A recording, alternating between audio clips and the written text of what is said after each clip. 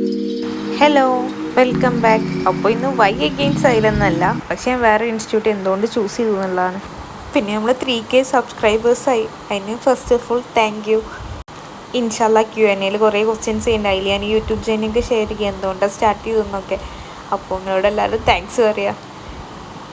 ഞാൻ സൈലത്തിൽ ഓൺലൈനിൽ റിപ്പീറ്റ് ചെയ്തൊന്നും കൂടി ഞാൻ വേറെ ഇൻസ്റ്റിറ്റ്യൂട്ടിൽ എക്സാം സീരീസ് അറ്റൻഡ് ചെയ്തിട്ടുണ്ടായിരുന്നു. അപ്പോൾ കുറേ പേർക്ക് എന്താണെന്ന് അറിയില്ല BTS പറഞ്ഞാൽ. അപ്പോൾ ഞാൻ എന്താണ് BTS എന്ന് ആദ്യം പറഞ്ഞുതരാം.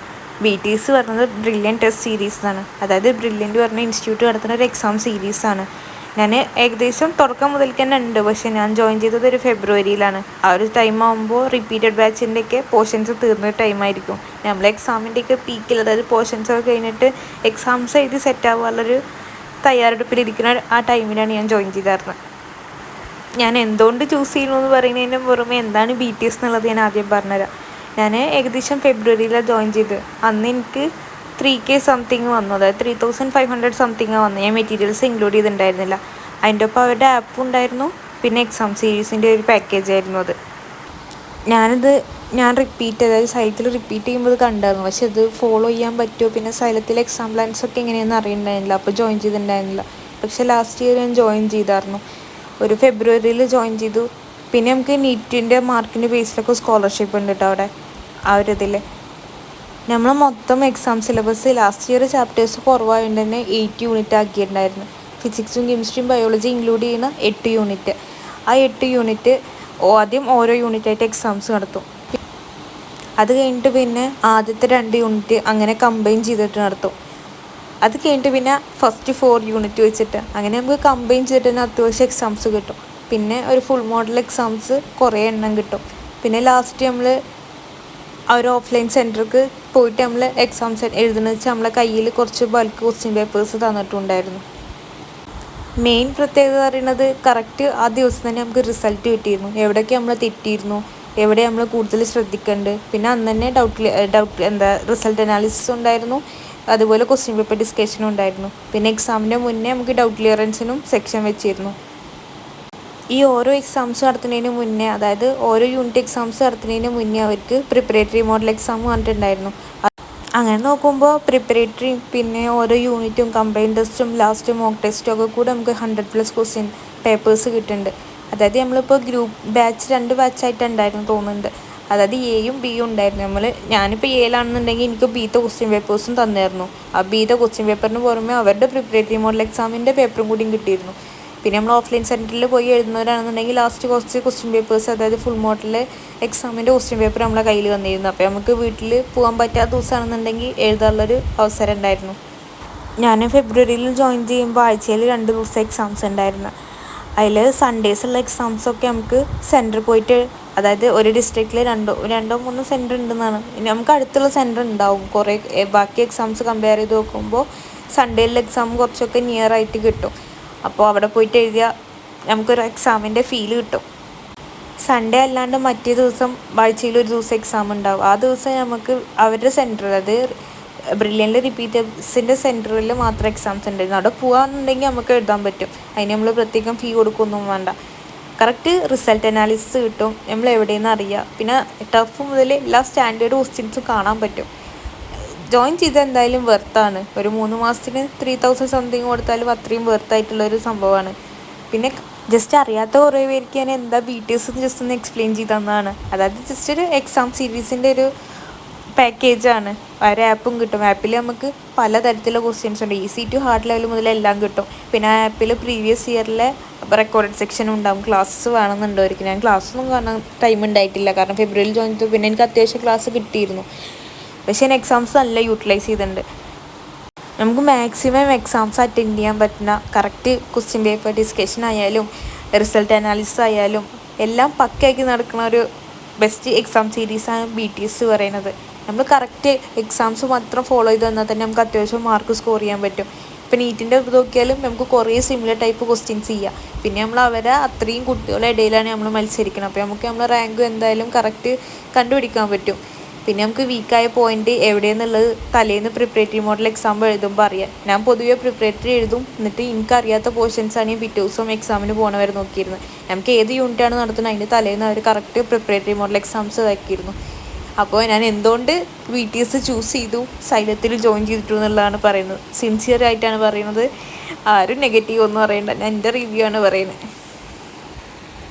നമ്മളൊരു ഇൻസ്റ്റിറ്റ്യൂട്ടിൽ അത്രയും പൈസ കൊടുത്ത് തന്നിട്ട് പിന്നെയും നമ്മൾ കുറച്ച് കാര്യങ്ങൾക്ക് ബുദ്ധിമുട്ടായതുകൊണ്ട് തന്നെ ആയിരിക്കും എന്തായാലും വേറൊരു ഇതിൽ ജോയിൻ ചെയ്യേണ്ടി വരുന്നത്. ഞാൻ ഫസ്റ്റ് ഇയറിൽ വലിയ കുഴപ്പമില്ലാണ്ട് വിട്ടു, പക്ഷേ സെക്കൻഡ് ഇയർ ഒക്കെ ആകുമ്പോൾ നമ്മൾ എന്തായാലും എങ്ങനെയെങ്കിലും എവിടെയെങ്കിലും കയറി പറ്റണമെന്ന് വിചാരിച്ച്, അതായത് ഏതെങ്കിലും ഒരു MBBS സീറ്റ് ലക്ഷ്യം വെച്ച് മാത്രം നടക്കുമായിരുന്നു. അപ്പോൾ എന്തെങ്കിലും ഡീമെറിറ്റ് ഉണ്ടെങ്കിൽ പോലും അത് എനിക്ക് മെറിറ്റ് ആക്കിയേ പറ്റുള്ളൂ. അപ്പോൾ എനിക്ക് ഫീൽ ചെയ്ത കുറച്ച് ബുദ്ധിമുട്ടുള്ള കാര്യങ്ങൾ ഞാൻ വേറെ ഇൻസ്റ്റിറ്റ്യൂട്ടിൽ പോയിട്ട് എനിക്ക് അത്ര എഫക്റ്റീവായിട്ട് യൂസ് ചെയ്യാൻ പറ്റി. അപ്പോൾ ആ ഒരു കാര്യങ്ങളാണ് ഞാൻ പറയണത്. ജസ്റ്റ് നെഗറ്റീവ് അടിക്കൊന്നുമല്ല, എൻ്റെ പേഴ്സണലായിട്ടുള്ള കാര്യങ്ങളാണ് പറയുന്നത്. പലർക്കും പലതായിരിക്കും, അപ്പോൾ എൻ്റെ ഒപ്പീനിയൻ മാത്രമേ അവിടെ ഷെയർ ചെയ്യുന്നത്. നമ്മളിപ്പോൾ ഒരു ഇൻസ്റ്റിറ്റ്യൂട്ടിൽ ചേർന്ന് വിചാരിച്ചാൽ നമുക്ക് 100% അവിടെ നിന്ന് കിട്ടിക്കൊള്ളുന്നില്ല. ബട്ട് നമുക്ക് കിട്ടാത്ത അല്ലെങ്കിൽ നമ്മൾ കംഫർട്ടബിൾ അല്ലാത്ത കുറച്ച് കാര്യങ്ങൾ കൂടി നമുക്ക് അടിപൊളിയാക്കി എടുക്കാനുള്ള കുറച്ച് ഓപ്പർച്യൂണിറ്റീസ് ഉണ്ട്. പക്ഷേ എല്ലാവർക്കും അത് പോസിബിൾ ആയിക്കൊള്ളുന്നില്ല. ഞാൻ നീറ്റിൻ്റെ മാർക്ക് ബേസിലൊക്കെ കുറച്ച് സ്കോളർഷിപ്പോടെ കയറി, അല്ലെങ്കിൽ എക്സ്ട്രാ പിന്നെ സ്പെൻഡ് ചെയ്യാം. ഞാൻ പോയിൻറ്റ്സ് ആയിട്ട് കുറച്ച് കാര്യങ്ങൾ പറയാം, പിന്നെ ഇതിൻ്റെ പെർസ്പെക്റ്റീവ് നിന്ന് മാത്രമാണ് നിങ്ങൾക്ക് വേറെ ആയിരിക്കും ഫീൽ ചെയ്തത്, പക്ഷേ എനിക്ക് ഫീൽ ചെയ്ത കുറച്ച് കാര്യങ്ങൾ മാത്രമേ ഞാൻ പറയണത്. ഇതിൻ്റെ തംബ്നെയിലൊക്കെ വൈ അഗെയിൻ സൈലം എന്നാണെന്നുണ്ടെങ്കിലും സത്യം പറഞ്ഞാൽ വൈ അഗെയിൻ സൈലം എന്നല്ല, അതൊന്ന് നമുക്ക് സൈലം അല്ലാണ്ട് വേറൊരു ഇൻസ്റ്റിറ്റ്യൂട്ടിൽ ഡിപ്പെൻഡ് ചെയ്യാനുള്ള കുറച്ച് കാര്യങ്ങൾ മാത്രമാണ് പറയണത്. പക്ഷെ ഞാൻ സൈലത്തിലും എലോങ് വിത്ത് BTS തന്നെയാണ് ഞാൻ ഈ ഇയറും ജോയിൻ ചെയ്യാൻ പോണത്. കാരണം എനിക്ക് ലാസ്റ്റ് ഇയർ അത്രയും കംഫർട്ടബിൾ ആയിരുന്നു. ഞാൻ ആ ഒരു കോമ്പിനേഷൻ എനിക്ക് നല്ല വർക്ക് ചെയ്തിട്ടുണ്ട്, അതായത് സൈലം ഓൺലൈനും ബ്രില്യൻറ്റ് എക്സാം സീരീസും. നമ്മൾ ഓൺലൈൻ ചൂസ് ചെയ്യുന്നതുകൊണ്ട് തന്നെ നമ്മൾ അത്രയും ലാസ്റ്റിക്കൊക്കെ ഇമ്പോർട്ടൻസ് കൊടുക്കേണ്ടതെന്നാണ് എക്സാംസ്.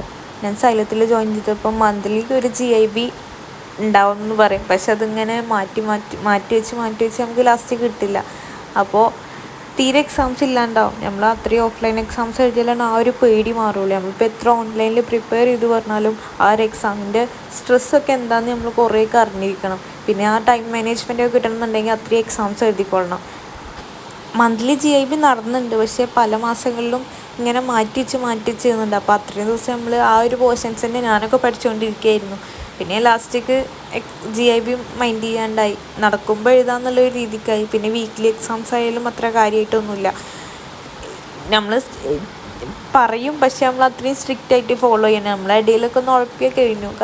പിന്നെ എനിക്ക് ലാസ്റ്റൊക്കെ ആയപ്പോൾ ഭയങ്കര ബുദ്ധിമുട്ടായി, തീരെ എക്സാംസ് എഴുതില്ലല്ലോ. പിന്നെ അങ്ങനെ നമ്മൾ എത്ര പഠിച്ചാലും ആ ഒരു കോൺഫിഡൻസ് ഇല്ലാണ്ടങ്ങനെ ആയി. അപ്പോൾ പിന്നെ ഞാൻ എക്സാം സീരീസിൽ ജോയിൻ ചെയ്തപ്പോൾ എനിക്ക് കറക്റ്റ് അത്രയും എക്സാംസ് കിട്ടി, അതായത് വീക്ക്ലി 2 വെച്ചിട്ട് എഴുതിയിട്ടുണ്ട്. പിന്നെ അല്ലാത്ത ദിവസം നമുക്ക് വീട്ടിൽ നിന്ന് ഇപ്പോൾ നമുക്ക് പ്രിപ്പയർ ചെയ്യാമല്ലോ, അതായത് അവർ ക്വസ്റ്റ്യൻ പേപ്പർ കിട്ടിയാൽ മതി, നമുക്ക് ഇരുന്ന് എഴുതാം. 2 മണി to 5 ഷെഡ്യൂൾ ചെയ്ത് എഴുതാം. പിന്നെ അല്ലാത്ത ദിവസം പോയിട്ട് എഴുതാം. അങ്ങനെയൊക്കെയായിരുന്നു പോയത്. നമ്മൾ അത്രയും പഠിച്ചതിൻ്റെ അപ്പോൾ അത്രയും വർക്ക് ചെയ്യുന്നൊരു കാര്യമാണ് എക്സാംസ് വരുന്നത്. അത്രയും ക്വസ്റ്റ്യൻസ് കാണാൻ പറ്റുന്നൊരു ടൈമാണ്. നമ്മളിപ്പോൾ വീട്ടിലിരുന്നാലും നമ്മളെ സൗകര്യത്തിന് കുറേ കാര്യങ്ങൾ ചെയ്യും, പക്ഷേ ഒരു എക്സാം സെൻറ്ററിൽ പോയിട്ട് ആ ഒരു അറ്റ്മോസ്ഫിയറിൽ എഴുതുമ്പോൾ കറക്റ്റ് നമുക്കൊരു എക്സാം ഫീൽ എന്താണെന്ന് അറിയും. അങ്ങനെ എഴുതുമ്പോൾ ആ ഒരു BTS ഒക്കെ എഴുതുന്ന പോലെ ആയിരിക്കും നമ്മൾ ലാസ്റ്റിക്ക് അത്രയും BTS എക്സാംസ് വരും. അതായത് ലാസ്റ്റ് 3 months എല്ലാ സൺഡേസും പിന്നെ എക്സാം എടുക്കുമ്പോൾ ഓൾട്ടർനേറ്റ് ദിവസങ്ങളിലും വരും. അപ്പോൾ നമ്മൾ അത്രയും BTS എക്സാംസ് എഴുതുമ്പോൾ ലാസ്റ്റ് നമ്മൾ പോകുമ്പോഴും അങ്ങനെ ഒരു എക്സാമിന് പോകാമെന്നുള്ളൊരു ഫീലാണ് വരുള്ളൂ. അപ്പോൾ എനിക്ക് അത്രയും ഹെൽപ്ഫുൾ ആയിട്ടുണ്ട്. സൈലം കമ്പയർ ചെയ്ത് നോക്കുമ്പോൾ എക്സാംസിൻ്റെ കാര്യത്തിൽ അത്രയും ഹെൽപ്ഫുൾ ആയിട്ടുണ്ട് ബ്രില്യൻറ്റിലെ എക്സാം സീരീസ് പറയുന്നത്. പക്ഷേ ഈ ഒരു സൈലത്തിൽ ഒരുപാട് മാറ്റങ്ങൾ ഉണ്ടെന്നുള്ള വീഡിയോ കാണാനുണ്ട്. ഇൻഷാല്ലാ നമുക്ക് ഹോപ്പ് ഫോർ ദി ബെസ്റ്റ് ഇൻഷാല്ലാ. പിന്നെ അടുത്തൊരു കാര്യമാണ് ഡൗട്ട് ക്ലിയറൻസ്. നമ്മൾ ഓൺലൈനിലായതുകൊണ്ട് നമ്മൾ വീട്ടിൽ ഒറ്റയ്ക്ക് ഇരുന്ന് പഠിക്കുന്നവരുണ്ട്, അവർക്ക് കുറേ ഡൗട്ട്സ് വരും. അതായത് ബേസിക് മുതൽ എത്ര വലിയ ഡൗട്ടായാലും കുറേ ഡൗട്ട്സ് ഉണ്ടാവും. മറ്റേ നമ്മൾ ഹോസ്റ്റലിലൊക്കെ ആണെങ്കിൽ നമുക്ക് ഫ്രണ്ട്സായിട്ട് അല്ലെങ്കിൽ സാറിനോടൊക്കെ ഷെയർ ചെയ്യാം. നമ്മൾ ഓൺലൈൻ ചൂസ് ചെയ്തുകൊണ്ടുള്ള കുറച്ച് ഡിഫിക്കൽട്ടീസാണ് ഇതൊക്കെ. പക്ഷേ എന്നാലും നമ്മൾ പൈസ കൊടുത്ത് ചേരുമ്പോൾ അവരുടെ കടമയാണ് ഇതൊക്കെ. പക്ഷെ നമ്മൾ ഓൺലൈൻ ചൂസ് ചെയ്യുന്നതുകൊണ്ടല്ല നേരിടുന്നുള്ള ക്വസ്റ്റ്യൻ ചോദിക്കും. പക്ഷെ പൈസ കൊടുത്തിട്ട് നമുക്കിതൊക്കെ കിട്ടേണ്ട നമ്മുടെ അവകാശമാണ്. ഡൗട്ട് ക്ലിയറൻസ് സത്യം പറഞ്ഞാൽ നല്ല കുറവാണ്. നമ്മളോട് മെൻറ്റർക്ക് അയച്ചെടുക്കാൻ പറയും. മെൻറ്റർ പക്ഷേ കുറേയൊക്കെ അയച്ചു തരും കേട്ടോ. പക്ഷേ നമ്മൾക്കും ദിവസം ഒരു 10-15 ക്വസ്റ്റ്യൻസ് ഡൗട്ട് ഉണ്ടെങ്കിൽ നമുക്കിങ്ങനെ ഡെയിലി അയക്കുമ്പോൾ നമുക്ക് തന്നെ ഇനി മെൻറ്റർക്ക് എന്താ തോന്നുക എന്നുള്ളൊരു ഫീൽ വരും. അല്ലെങ്കിൽ മെൻറ്റർക്ക് തന്നെ മടുക്കൽ തുടങ്ങും. കാരണം ഫിസിക്സ്, കെമിസ്ട്രി, ബയോളജി 3 നമ്മൾ ഒരു 10 ക്വസ്റ്റ്യൻസ് ചെയ്ത് അയച്ചാൽ ഡെയിലി 30 ക്വസ്റ്റ്യൻ ചെയ്ത് നമ്മൾ അയക്കേണ്ടി വരും. എനിക്ക് തന്നെ ചില സമയത്ത് ഞാൻ മെൻറ്റർക്ക് അയച്ചിരുന്നു ആദ്യമൊക്കെ. എന്നിട്ട് ചില സമയത്ത് എനിക്ക് ഗൂഗിളിൽ നിന്ന് ഞാൻ ആദ്യം നോക്കും, ഗൂഗിൾ അല്ലെങ്കിൽ യൂട്യൂബ് നോക്കും. എനിക്ക് അപ്പോൾ മനസ്സിലാവായിട്ടാണ് ഞാൻ മെൻറ്റർക്ക് അയച്ചു കൊടുത്തിരുന്നത്. പക്ഷെ ആ മെൻറ്റർ ചിലപ്പോൾ ഞാൻ ആ ഗൂഗിളിൽ നോക്കിയിട്ട് എനിക്ക് മനസ്സിലാവാത്തൊരു പോർഷൻ സ്ക്രീൻഷോട്ട് എടുത്ത് അയച്ച എക്സ്പീരിയൻസ് വരെ ഉണ്ടായിട്ടുണ്ട്. അപ്പോൾ ഡൗട്ട് ക്ലിയറൻസ് കുറവായിരിക്കും. പക്ഷേ ഇപ്പോൾ പിന്നെ നമുക്ക് കുറേ കുട്ടികൾ തന്നെ വാട്സപ്പ് ഗ്രൂപ്പ് ഡൗട്ട് ക്ലിയറൻസ് ഗ്രൂപ്പൊക്കെ നടത്തുന്നതുകൊണ്ട് അതിൽ പെട്ടെന്ന് കിട്ടും. ഒരാൾക്ക് അറിയാത്ത ദിവസം ചിലപ്പോൾ മറ്റേ ആൾക്ക് അറിയുണ്ടാവും. ആരും അങ്ങനെ കോംപ്ലക്സ് അടിച്ച് പറഞ്ഞാണ്ടിരിക്കുന്നില്ല, എത്ര ബേസ് ആയാലും പറഞ്ഞു തരുന്നുണ്ട്. ഇപ്പോൾ മിഷൻ ഈറ്റിന് ഞാൻ തന്നെ നടത്തിക്കൊണ്ടുപോകുന്ന ഒരു ഡൗട്ട് ക്ലിയറൻസ് ഗ്രൂപ്പുണ്ട്. അതിൽ അത്യാവശ്യം അടിപൊളി നല്ല ക്വസ്റ്റ്യൻസ് ഡൗട്ടായിട്ട് വരും. അപ്പോൾ ബേസിക് ആയാലും എല്ലാവരും പറഞ്ഞു കൊടുക്കാൻ ശ്രമിക്കലുണ്ട്. അപ്പോൾ എനിക്കും ഫീൽ ചെയ്തിട്ടുണ്ട്. ഞാനിപ്പോൾ ആ ഒരു ഗ്രൂപ്പൊക്കെ ഉള്ളതുകൊണ്ട് അങ്ങനെ പോണു. കാരണം അല്ലാണ്ട് ഇന്ന ഇത്ര പോർഷൻസിന് ഒരു ദിവസം ഡൗട്ട് ക്ലിയറൻസ് വെച്ചിട്ട് ഇതുവരെ നടന്നിട്ടില്ല. നമ്മളിങ്ങനെ പറയുമ്പോൾ നടത്തിത്തരാമെന്ന് പറഞ്ഞ് ഞാൻ കേട്ടിട്ടുണ്ട്, പക്ഷെ നടന്നിട്ടില്ല. പിന്നെ നമുക്ക് ക്ലാസ്സിൻ്റെ ഇടയിൽ ലൈവിൽ ഡൗട്ട് ചോദിക്കുമ്പോൾ അത് സാർമാർ ലൈവിൽ ചാറ്റ് വായിച്ചിട്ട് ഡൗട്ട് ക്ലിയർ ചെയ്ത് കൊടുക്കലുണ്ട്. പക്ഷേ നമുക്ക് ലാസ്റ്റിക്ക് സാർമാർ ഡൗട്ട് നിങ്ങൾക്ക് കഴിഞ്ഞ ചാപ്റ്ററിന് ഉണ്ടോ ചോദിച്ചിട്ട് ചിലപ്പോൾ സാർമാർ പറഞ്ഞു തരാൻ വേണ്ടി നിൽക്കലുണ്ട്. പിന്നെ ക്ലാസ് നമുക്ക് ഷെഡ്യൂൾ നടക്കുമ്പോൾ അതിന് ടൈം കിട്ടലില്ല. അതായത് ലാസ്റ്റ് ക്ലാസ്സിൻ്റെ അല്ലെങ്കിൽ ലാസ്റ്റ് ചാപ്റ്റർ നമ്മൾ പഠിച്ച ചാപ്റ്ററിൻ്റെയൊക്കെ ഡൗട്ട് ചോദിക്കൽ നടക്കലില്ല. അപ്പോൾ മാക്സിമം ഞാൻ ഡൗട്ട് ആദ്യമൊക്കെ മെൻറ്റർക്ക് അയച്ചു കൊടുത്തത്. പിന്നെ എനിക്ക് തന്നെ മെൻറ്റർ റിപ്ലൈ ചെയ്യുന്നതിൽ വലിയ റെസ്പോൺസ് കിട്ടാണ്ടായപ്പോൾ ഞാൻ ഡൗട്ട് ക്ലിയറൻസ് തുടങ്ങിയപ്പോൾ അതിൽ മാക്സിമം എല്ലാ ഡൗട്ട്സും എനിക്ക് ക്ലാരിഫൈ ചെയ്തു പോയിരുന്നു. ഇപ്പം ഇങ്ങനെ ഓൺലൈനിൽ കുട്ടികളൊന്നും ചേർന്നിട്ട് കുറേ ഗ്രൂപ്പ് ഉള്ളതുകൊണ്ട് അവരെല്ലാവരും അതിലിങ്ങനെ ഡൗട്ട് ക്ലാരിഫൈ ചെയ്ത് പോകുന്നതുകൊണ്ട് വലിയ ബുദ്ധിമുട്ടില്ല. ഇപ്പോൾ ഇങ്ങനെ കുറേ ഡൗട്ട് ക്ലിയറൻസ് ഗ്രൂപ്പ് ഉണ്ട്. ഇപ്പം പിന്നെ അടുത്ത പോയിൻ്റാണ് മെൻറ്റർഷിപ്പ്. പിന്നെ നമ്മൾ ചിലവരുണ്ടാവും, ഇപ്പോൾ ആരില്ലെങ്കിൽ നമ്മൾ പഠിച്ചു പോകുന്നുള്ളവരുണ്ടാവും. ചിലവർക്ക് ആരെങ്കിലും ഒന്ന് സപ്പോർട്ട് നിന്നെങ്കിൽ പഠിച്ചു പോകുന്നുള്ളവരുണ്ടാവും. എനിക്ക് ഫസ്റ്റ് ഇയർ നല്ലൊരു മെൻറ്ററായിരുന്നു. ഞാൻ ഇപ്പോൾ പേരാരെയും പറയണില്ല, അടിപൊളിയായിരുന്നു. പക്ഷെ അപ്പോൾ നമുക്ക് എന്തെങ്കിലും പേഴ്സണലി എന്തെങ്കിലും ഫീലിങ്സ് ഉണ്ടെങ്കിൽ വരെ നമുക്ക് ഷെയർ ചെയ്യാൻ പറ്റിയിരുന്നു. കഴിഞ്ഞ ഇയർ അത്ര നല്ല മെൻറ്റർ ആയിരുന്നില്ല, പക്ഷെ എന്നാലും മെൻറ്റർ ഇല്ലെങ്കിലും ഞാൻ പഠിക്കും എന്നുള്ളൊരു ഇതിലായിരുന്നു. കാരണം റിപ്പീറ്റാണ്, ഇനിയൊരു കൊല്ലം ഡ്രോപ്പ് ചെയ്യരുത് എന്നുള്ളൊരു ഫീലായിരുന്നു മനസ്സിൽ. പക്ഷെ പല സമയത്ത് നമുക്ക് മെൻ്റലി ഭയങ്കര നമ്മൾ വീക്കാവുന്ന സമയത്ത് അതിൻ്റെ മുന്നത്തെ ഇയർ അങ്ങനെ എനിക്ക് ഭയങ്കര ഫീലാകുമ്പോഴോ അല്ലെങ്കിൽ മാർക്ക് കുറയുമ്പോഴൊക്കെ ചോദിക്കാൻ ഒരാളുണ്ടായിരുന്നു. അല്ലെങ്കിൽ ഞാൻ ഉമ്മാനോട് ഷെയർ ചെയ്യാൻ പറ്റാത്ത കാര്യങ്ങൾ വരെ ആ മെൻറ്ററോട് പറഞ്ഞ ടൈം ഉണ്ടായിരുന്നു. പക്ഷേ ലാസ്റ്റ് ഇയർ മെൻറ്റർ അങ്ങനെ വല്ലാണ്ട് കോൺടാക്ട് ചെയ്തിട്ടില്ല. വേണോ വേണ്ടയോ വിചാരിച്ചിട്ട് ഇടയ്ക്കൊരു വിളിക്കും, അത്രേ ഉണ്ടായിട്ടുള്ളൂ. പിന്നെ മാർക്ക് കൂടുമ്പോൾ വിളിച്ചിട്ട് വേറെ ഗ്രൂപ്പിലേക്ക് ആഡ് ചെയ്യാനോ അങ്ങനെയൊക്കെ കോൺടാക്ട് ചെയ്തിട്ടുണ്ട്. പിന്നെ മാർക്ക് കുറഞ്ഞാൽ എന്തുകൊണ്ട് കുറഞ്ഞു അങ്ങനെയൊന്നും ഉണ്ടായിരുന്നില്ല. എനിക്കിപ്പോൾ എന്തുണ്ടെങ്കിലും എൻ്റെ ഉപ്പാനോട് ഷെയർ ചെയ്യാത്തൊരു സ്പേസ് ഉണ്ടായിരുന്നു. പക്ഷേ പലർക്കും പല കാര്യങ്ങളും ഷെയർ ചെയ്യാൻ പറ്റാത്തവരുണ്ടാവും. അപ്പോൾ അവർക്കൊക്കെ ഒരു മെൻറ്റർ പറയുന്നത് അത്രയും സപ്പോർട്ടീവ് ആയിരിക്കും. അപ്പോൾ പക്ഷെ ചില മെൻറ്റേഴ്സ് അടിപൊളിയാട്ടോ. എനിക്കിപ്പോൾ ഫസ്റ്റ് ഇയറിൽ അല്ലെങ്കിൽ സൈലത്തിൽ ആദ്യത്തെ ഇയറിൽ റിപ്പീറ്റ് ചെയ്യാൻ പഠിക്കുമ്പോൾ അടിപൊളി മെൻറ്ററായിരുന്നു. എപ്പോഴും വിളിച്ചിരുന്നു. ആഴ്ചയിൽ 2-3 വട്ടമൊക്കെ വിളിച്ച സമയം ഉണ്ടായിരുന്നു. പിന്നെ 1 മാർക്കോ 2 മാർക്കോ കുറഞ്ഞവരെ അത് മെൻറ്ററുടെ ആവശ്യമായിരുന്നു നമ്മൾ മാർക്ക് കൂടുക എന്നുള്ളത്, അങ്ങനെ ഉണ്ടായിരുന്നു. പക്ഷേ ലാസ്റ്റ് ഇയർ വല്ലാണ്ട് കോൺടാക്റ്റ് ഒന്നും ഉണ്ടായിട്ടില്ല. പിന്നെ ഞാനും എൻ്റെ കാര്യങ്ങൾ അങ്ങോട്ട് ഷെയർ ചെയ്യാണ്ടായി. പിന്നെ ബ്രില്യനിൽ ചേർന്നപ്പോൾ 3 മാസത്തിൽ, അതായത് ബ്രില്യനിൽ ആ BTS പറഞ്ഞ ടെസ്റ്റ് സീരീസ് എക്സാംസ് വരെ ഉണ്ടായി. പക്ഷെ എന്നിട്ട് പോലും ഓരോ എക്സാംസ് എഴുതിയില്ലെങ്കിലും മെൻറ്റർ ഭയങ്കര സ്ട്രിക്റ്റ് ആയിരുന്നു. നല്ല ചീത്ത പറഞ്ഞിരുന്നു. ഓരോ എക്സാംസ് എഴുതാന്നുള്ളത് നിർബന്ധമായിരുന്നു. പിന്നെ പേഴ്സണലി കോൺടാക്ട് ചെയ്തിരുന്നു ഓരോ എക്സാം കഴിയുമ്പോഴും. പിന്നെ എക്സാമിന് പോകുന്നതിന് മുന്നേ ഓൾ ദി ബെസ്റ്റ് അല്ലെങ്കിൽ ബെസ്റ്റ് ഓഫ് ലക്ക് പറഞ്ഞിട്ട് ഒരു ഇമോജിയൊക്കെ അയക്കുമ്പോൾ നമുക്കൊരു സന്തോഷമാണ്. ആരൊക്കെ കൂടെ ഉണ്ട്, ഇവർക്കും നമ്മുടെ റിസൾട്ടിന് വേണ്ടി വെയിറ്റ് ചെയ്യുന്നുണ്ടെന്നുള്ളൊരു ഫീലിംഗ് കേട്ടോ. അപ്പോൾ എനിക്ക് ഇപ്പോൾ ഡൗട്ട് ക്ലിയറൻസ് ആയാലും ഇപ്പോൾ ബ്രില്യനിൽ ആ 3 മാസമായാലും എനിക്ക് എൻ്റെ മാക്സിമം ഡൗട്ട് അവിടെ ക്ലാരിഫൈ ചെയ്ത് പോയിട്ടുണ്ട്. നമ്മൾ മെയിൻലി ഓൺലൈനാണ്, നമുക്കറിയണം, നമ്മൾ തന്നെ സ്വയം കൺട്രോൾ ചെയ്യണം. ഓൺലൈനിൽ പഠിക്കുകയാണ്, നമ്മളായിട്ട് ചൂസ് ചെയ്ത ഡിസിഷനാണ്. അപ്പോൾ അതിനനുസരിച്ച് നമ്മൾ വർക്ക് ചെയ്യണം. നമ്മൾ എയിമുക്ക് എത്തണ വരെ നമ്മൾ എന്തൊക്കെ ഡിസ്ട്രാക്ഷൻ വന്നാലും അങ്ങനെ കൺട്രോൾ ചെയ്ത് വെക്കണം. പക്ഷെ എന്നാലും നമുക്ക് നേരിടാവുന്ന കുറച്ച് പ്രശ്നങ്ങളാണ് സൈലത്തിൽ ജോയിൻ ചെയ്താൽ. പക്ഷേ ഈ ഇയറിന് എങ്ങനെയാവുമെന്ന് അറിയില്ല. ലാസ്റ്റ് ഇയറിൻ്റെ മുന്നത്തെ കൊല്ലം എനിക്ക് മെൻറ്റർ അടിപൊളിയായിരുന്നു. പിന്നെ എക്സാംസ് ലാസ്റ്റ് ഇയർ കുഴപ്പമില്ലാണ്ട് കിട്ടിയിട്ടുണ്ട് പ്രീവിയസ് ഇയറിനെ കമ്പയർ ചെയ്ത് നോക്കുമ്പോൾ. പിന്നെ പക്ഷേ സൈലത്തിൽ എക്സാംസൊക്കെ എഴുതിയിട്ടുണ്ട് കേട്ടോ. ഞാൻ ആ ഒരു സമയത്ത് ബ്രില്യൻ ടെസ്റ്റ് സീരീസ് ഫോളോ ചെയ്തിട്ടുണ്ടെങ്കിലും ആ ഗ്യാപ്പിലൊക്കെ ഞാൻ XPL ആയാലും എൻ ഗെയിം ആയാലും എല്ലാത്തിൻ്റെയും ക്വസ്റ്റ്യൻ പേപ്പർ ഞാൻ അറ്റൻഡ് ചെയ്തിട്ടുണ്ട്. അപ്പോൾ എക്സാംസ് ഞാൻ എല്ലായിടത്തും എഴുതിയിട്ടുണ്ട്. പക്ഷേ കറക്റ്റ് ഫോളോ ചെയ്തത് ബ്രില്യൻ ടെസ്റ്റ് സീരീസ് ആയിരുന്നു ലാസ്റ്റ് 3 മന്ത്സിൽ. ഈ ഇയറും ഇൻഷാ അല്ലാഹ് അങ്ങനെയൊക്കെ തന്നെ ആയിരിക്കും. കാരണം സൈലത്തിലെ പ്ലാൻ എങ്ങനെയാണെന്ന് അറിയില്ല. അത്യാവശ്യം എക്സാംസ് ഒക്കെ കിട്ടുന്നുണ്ടെങ്കിൽ നമുക്കിപ്പോൾ വേറൊരു ഇൻസ്റ്റിറ്റ്യൂട്ടിനെ ഡിപ്പെൻഡ് ചെയ്യേണ്ടി വരില്ല, കാരണം അത്രയും അടിപൊളി ക്ലാസ്സാണ് കിട്ടുന്നത്. എനിക്കിപ്പോൾ ഈ സൈലത്തിലെ ക്ലാസ് കണ്ടുകൊണ്ട് മാത്രമാണ് ബ്രില്യനിൽ അത്യാവശ്യം സ്റ്റാൻഡേർഡ് ക്വസ്റ്റ്യൻസ്, അത് മീൻസ് നീറ്റ് ടൈപ്പ് ക്വസ്റ്റ്യൻസ് തന്നെയാണ് എനിക്ക് എഴുതാൻ പറ്റുന്നുണ്ട്. അല്ലാണ്ട് ഇപ്പോൾ ആ ഇൻസ്റ്റിറ്റ്യൂട്ട് പഠിച്ചവർക്ക് മാത്രം എഴുതാൻ പറ്റുള്ളൂ എന്നൊന്നുമില്ല. പിന്നെ കുറേ പേർക്ക് ഒരു തെറ്റിദ്ധാരണ ഉണ്ട്, ബ്രില്യൻ്റ് സീരീസ് പറയുന്നത് കുറേ ഔട്ട് ഓഫ് സിലബസ് ആണെന്ന്. പക്ഷെ അങ്ങനെയൊന്നുമല്ല, പ്യുവർലി NCERT ബേസ്ഡ് ആണ്. കറക്റ്റ് നമുക്കറിയാം എവിടെ NCERT ഉണ്ട് എന്ന് വരെ അവർ ആൻസർ കീയിൽ കൊടുക്കലുണ്ട്. അപ്പോൾ ഞാൻ ഫ്രം ദ ഹാർട്ടാണ് എൻ്റെ എല്ലാ കാര്യങ്ങളും പറഞ്ഞിരിക്കുന്നത്. അപ്പോൾ ആരും നെഗറ്റീവ് അടിക്കൊന്നും വേണ്ട. ഞാൻ സൈലം ചൂസ് ചെയ്യാൻ കാരണം അവരുടെ ക്ലാസ്സും ഷെഡ്യൂളൊക്കെ എനിക്ക് പെർഫെക്റ്റായി തോന്നിയിട്ടുണ്ട്. ഞാൻ ഫ്രം 0 ലെവലിൽ നിന്ന് എനിക്കിപ്പോൾ കുറേയൊക്കെ അറിയാമെന്നുള്ള രീതിക്ക് എത്തിയിൽ സൈലം ഒറ്റൊന്ന് കാരണമാണ്. പക്ഷേ കുറച്ച് ഡീമെറിറ്റ്സ് ഉണ്ടാവും, അപ്പോൾ നമുക്കത് മെറിറ്റ്സ് ആക്കാനുള്ള ചാൻസ് ഉണ്ടെങ്കിൽ നമ്മളാക്കുക.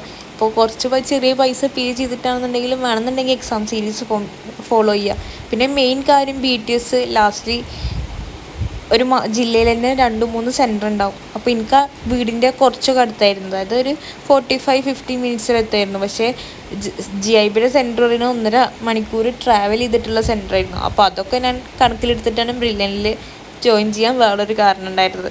കാരണം എനിക്ക് കമ്പാരിറ്റീവ്ലി നമ്മൾ എക്സാമിൻ്റെ സമയത്തുള്ള യാത്രയൊക്കെ കുറക്കാം, കാരണം അത്രയും പഠിക്കാനുള്ള ടൈം ആയിരിക്കുമല്ലോ. പിന്നെ എനിക്ക് റാങ്ക് കിട്ടിയിരുന്നു. പിന്നെ സൈലത്തിലെ എക്സാംസ് എഴുതി നമുക്ക് ഡൗട്ട് ക്ലിയറൻസ് കുറവാണ്. പിന്നെ ക്വസ്റ്റ്യൻ പേപ്പർ ഡിസ്കഷൻ പിന്നെ യൂട്യൂബിൽ കടന്നു GIBയുടെയൊക്കെ. പിന്നെ മാർക്കും അല്ലെങ്കിൽ റാങ്കും ഒന്നും കറക്റ്റായിട്ട് എനിക്ക് കിട്ടിയിട്ടുണ്ടായിരുന്നില്ല. എനിക്ക് കറക്റ്റ് ഞാൻ എവിടെയാണ് എന്നുള്ളത് കിട്ടിയത് ഞാൻ ബ്രില്യൻ്റ് സീരീസിൽ ജോയിൻ ചെയ്തപ്പോഴാണ്. നമ്മൾ എവിടെയാണ് മിസ്റ്റേക്ക് വരുത്തുന്നത്, നമ്മൾ ഇത്രയും കുട്ടികളുടെ ഇടയിൽ എത്രാമത്തെ ഇതിലാണ് ഇപ്പം നിൽക്കുന്നത് എന്നുള്ളൊരു ചെറിയൊരു ഐഡിയ കിട്ടും. അതായത് അത്യാവശ്യം കുട്ടികളുടെ ഇടയിലായിരിക്കും നമ്മൾ കോമ്പീറ്റ് ചെയ്യുന്നത് ബ്രില്യൻ്റ് സീരീസിൽ ജോയിൻ ചെയ്താൽ. അപ്പോൾ ആരും വീഡിയോ നെഗറ്റീവായി എടുക്കണ്ട, ജസ്റ്റ് ഞാൻ എൻ്റെ റിവ്യൂ ഷെയർ ചെയ്തു എന്നുള്ളൂ. കുറേ പേര് ഞാൻ എന്തുകൊണ്ട് ബ്രില്യൻ്റ് സീരീസ് ജോയിൻ ചെയ്തു എന്ന് ലാസ്റ്റ് ഇയർ ചോദിച്ചിട്ടുണ്ടായിരുന്നു. പക്ഷേ ഞാൻ എങ്ങനെ പറയുന്നുള്ളൊരു ഫീലിലായിരുന്നു. പക്ഷേ ഇപ്പോൾ ഞാൻ കംഫർട്ടബിളാണ്, കാരണം എനിക്ക് ആ ബ്രില്യൻ്റ് സീരീസ് എന്താണെന്ന് അറിയാം. ലാസ്റ്റ് ഇയർ ഞാൻ ജോയിൻ ചെയ്തിട്ടേ ഉണ്ടായിരുന്നുള്ളൂ. അപ്പോൾ അടിപൊളി സംഭവമാണ് എക്സാം സീരീസിന് വേണ്ടി. ഇപ്പോൾ ഒരു ഇൻസ്റ്റിറ്റ്യൂട്ട് പക്ക എല്ലാം നമുക്ക് ചെയ്യുകയാണെന്നുണ്ടെങ്കിൽ നമുക്ക് വേറെ ഒന്നിനെ ഡിപ്പെൻഡ് ചെയ്യേണ്ടി വരില്ല. പക്ഷെ കുറച്ചൊക്കെ ഒരു പോരായ്മകളുണ്ടാവും. നമ്മൾ ഓൺലൈൻ ചൂസ് ചെയ്യുമ്പോൾ നമ്മളും കുറേയൊക്കെ അഡ്ജസ്റ്റ് ചെയ്യേണ്ടിയിരിക്കണം. നമ്മൾ ഓൺലൈൻ ചൂസ് ചെയ്യുമ്പോൾ നമുക്ക് എക്സാംസ് കുറവാണെന്നുള്ളൊരു സത്യം നമ്മൾ മനസ്സിലാക്കണം. അപ്പോൾ നമുക്ക് എക്സാംസ് കൂട്ടാൻ വേണ്ടിയിട്ട് വേണമെന്നുണ്ടെങ്കിൽ ബ്രില്യൻ്റ് സീരീസൊക്കെ ജോയിൻ ചെയ്യുന്ന അത്രയും യൂസ്ഫുൾ ആയിരിക്കും. അതുപോലെ തന്നെ മെൻറ്റർ അല്ലെങ്കിൽ അങ്ങനെ ഒരു പറഞ്ഞൊരു വ്യക്തി ഉണ്ടെന്നുണ്ടെങ്കിൽ നമ്മൾ പഠിക്കുമെന്നുണ്ടെങ്കിൽ അത് ഭയങ്കര ബുദ്ധിമുട്ടായിരിക്കും. ഒരാളെ നമുക്ക് വേണ്ടി നമ്മൾ പഠിക്കുക, കാരണം ആര് വിളിച്ചാലും വിളിച്ചില്ലെങ്കിലും നമ്മൾ പഠിക്കും എന്നുള്ളതായാൽ പിന്നെ മെൻറ്റർ വിളിച്ചില്ലെങ്കിലും നമുക്ക് വലിയ ബോധർ ചെയ്യില്ല. ഇപ്പോൾ നമ്മൾ എവിടെ ചേർന്നാലും അതിന് മെറിറ്റ്സ് ഉണ്ടാവും ഡീമെറിറ്റ്സ് ഉണ്ടാവും. പക്ഷേ എനിക്ക് ഓൺലൈനിൽ ചൂസ് ചെയ്തപ്പോൾ എനിക്ക് ഇപ്പോൾ എക്സാംസ് കിട്ടിയില്ല എന്നുണ്ടെങ്കിലും വേറെ ഇതിൽ ജോയിൻ ചെയ്യാനുള്ള ഒരു അവസരം കിട്ടിയ. അപ്പോൾ ഈ ഇയർ ഞാൻ ഓൺലൈനിൽ ചൂസ് ചെയ്യണത്. അപ്പോൾ ഓരോരുത്തരുടെ ഇഷ്ടത്തിനനുസരിച്ചിട്ട് എല്ലാതും അന്വേഷിച്ചിട്ട് ജോയിൻ ചെയ്യുക, അല്ലാണ്ട് ഒരാൾ വാക്ക് കേട്ട് പോയിട്ട് എടുത്തിയാടി തീരുമാനം എടുക്കൊന്നും വേണ്ട. ഇപ്പോൾ യൂട്യൂബിൽ എല്ലാത്തിൻ്റെ ക്ലാസ്സും അവൈലബിൾ ആണ്. നിങ്ങൾക്ക് കംഫർട്ടായ ക്ലാസ് ഏതാണോ, നിങ്ങൾക്ക് മനസ്സിലാവണ ഏതാണോ ആ രീതിക്ക് ചേരുക. അല്ലാണ്ട് ഒരാൾക്ക് മനസ്സിലാവുന്നുണ്ട് വിചാരിച്ച് ചേരാം. നമുക്ക് അത്രയും ആ എയിമൊക്കെ എത്തണം എന്നുണ്ടെങ്കിൽ ഉറപ്പാനും നിൽക്കില്ല എന്നുണ്ടെങ്കിൽ മാത്രം ഓൺലൈൻ ചൂസ് ചെയ്യുക. കാരണം ഓൺലൈനിലുള്ള എൻട്രൻസ് ജേർണി പറയുന്നത് നമുക്ക് എളുപ്പമായിരിക്കും. നമ്മളെ വീട്ടിലിരുന്നിട്ട് നമ്മളെ കംഫർട്ടബിൾ സ്പേസിൽ ഇരുന്നിട്ട് പാരൻസിൻ്റെ ഒക്കെ അടുത്തിരുന്ന് പഠിക്കുക. പക്ഷെ നമ്മൾ ഒരുപാട് ഡിസ്ട്രാക്ഷൻസ് നേരിടും. ഒക്കെ നമ്മൾ ത്യജിക്കാനും ഒഴിവാക്കാനൊക്കെ റെഡി ആവണം. അപ്പോൾ ഇൻഷാ അല്ലാ എല്ലാവർക്കും ഓൾ ദ ബെസ്റ്റ്. എല്ലാവരും പ്രിപ്പറേഷൻ സ്റ്റാർട്ട് ചെയ്യുന്നൊക്കെ വിചാരിക്കണം. അപ്പോൾ നിങ്ങൾ എന്തെങ്കിലും കമൻറ്റ്സ് ഉണ്ടെന്നെങ്കിൽ ഷെയർ ചെയ്യുക. വീഡിയോ ഇഷ്ടമായാൽ ലൈക്ക് ചെയ്യുക, ഷെയർ ചെയ്യുക, സബ്സ്ക്രൈബ് ചെയ്യുക. Thank you.